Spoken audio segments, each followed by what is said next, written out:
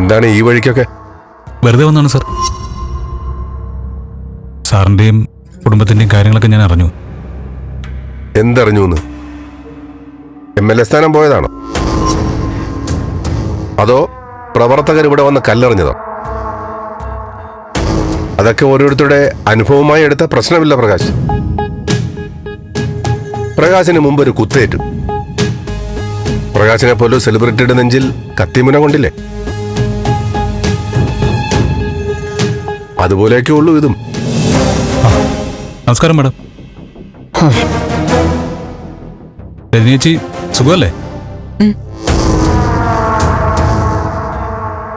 പ്രകാശകത്തേക്ക് വരൂ.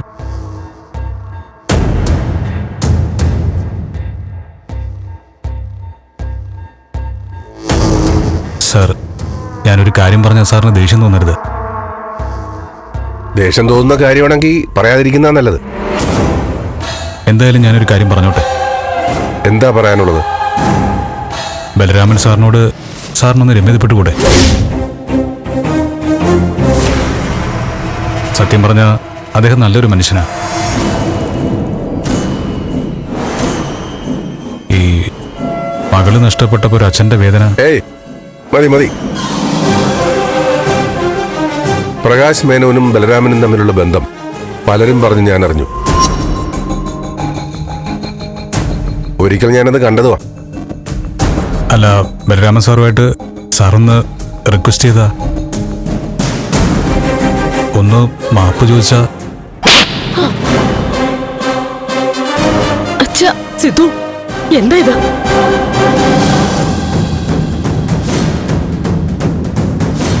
ബലരാമൻ ഇട്ടു തരുന്ന എല്ലിൻ കഷ്ണത്തിന് നന്ദി കാണിക്കാൻ വേണ്ടി സിദ്ധാർത്ഥന് നേരെ വരണ്ട. മനസ്സിലായടാ?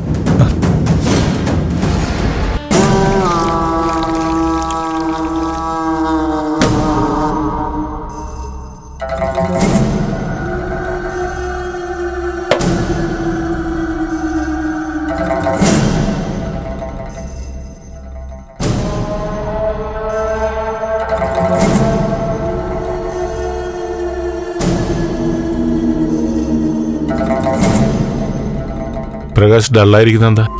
എന്തുപറ്റി? ഒന്നുമില്ല സാർ. പ്രകാശിന് എന്തോ സംഭവിച്ചിട്ടുണ്ട്. ഒന്ന് തെളിച്ചു പറ. സിദ്ധാർത്ഥൻ സാറ് എന്നെ തല്ലി. തല്ല്? ബാലു, സിദ്ധാർത്ഥൻ തല്ലേ? എന്തിനാ താനം തല്ലിയേ?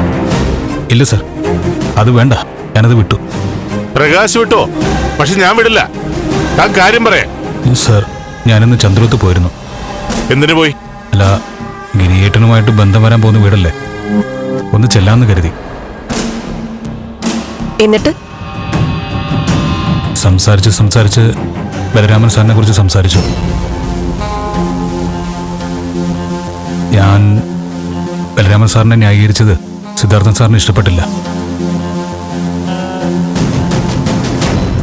പെട്ടെന്ന് ചാടി വീണെന്നെ തല്ലി. പ്രകാശിനെ തല്ലുക എന്ന് വെച്ചാൽ എന്നെ തല്ലുന്നതിന് തുല്യ. ഞാൻ വിടില്ല അവനെ.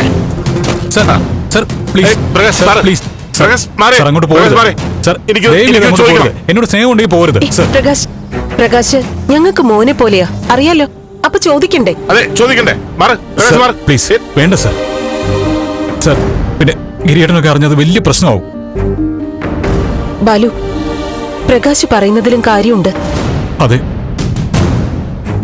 എന്തായാലും പ്രകാശ്, സിദ്ധാർത്ഥ് തന്നെ അടിച്ച അടി എന്റെ തിരിച്ചടിക്കുള്ള ശക്തി കൂട്ടാൻ ഉപകരിക്കും. ഞാൻ അവന്റെ ശവപ്പെട്ടിയിൽ അവസാനത്തെ ആണി അടിക്കുന്നത് പ്രകാശിന്റെ അപമാനത്തിന് വേണ്ടിയായിരിക്കും.